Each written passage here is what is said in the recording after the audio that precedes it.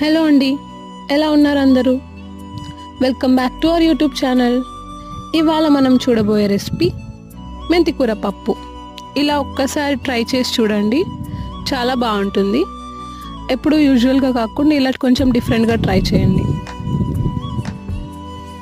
అయినా పప్పు చేయడం చాలా ఈజీ కదండి. సో దీనికోసం పచ్చిమిర్చి, టొమాటో, ఆనియన్స్ ఇలా కట్ చేసి పెట్టేసుకోండి. కొంచెం పెద్దగా అయినా పర్వాలేదండి. సో వీటితో పాటు కొంచెం పెసరపప్పు, కందిపప్పు, అలాగే మెంతికూర ఇలా కడిగి పక్కన పెట్టేసుకోండి.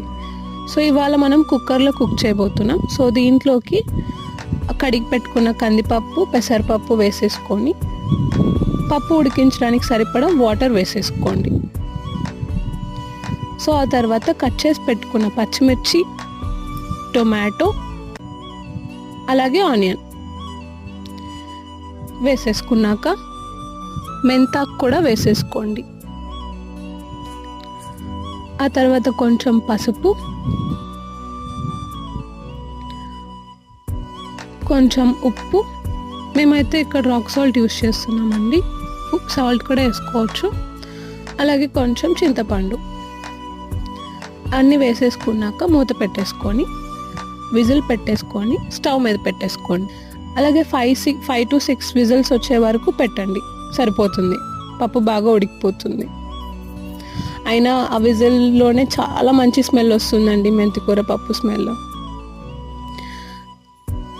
దాన్ని పప్పు గుత్తుతో మెత్తగా వచ్చే వరకు స్మాష్ చేసేయండి.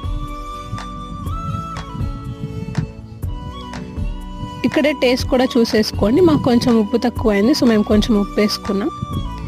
దీనికి ఇంకా లాస్ట్ స్టెప్ అండి, పోపు వేసేసుకోవడమే. సో దీనికోసం 2 టేబుల్ స్పూన్స్ ఆయిల్ వేసేసుకొని ఒక 2-3 వెల్లిపాయలు వేసుకోండి, ఎండుమిర్చి, ఆవాలు, జీలకర్ర, అలాగే కరివేపాకు. అంతే అండి. ఆ పోపుని తీసుకెళ్ళి పప్పులో వేసేసేసి కలిపేసేయండి.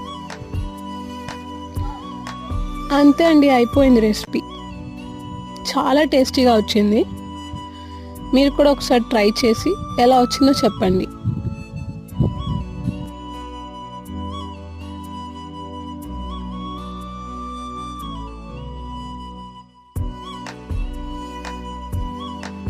సో లాస్ట్లో కొంచెం కొత్తిమీర వేసుకోండి.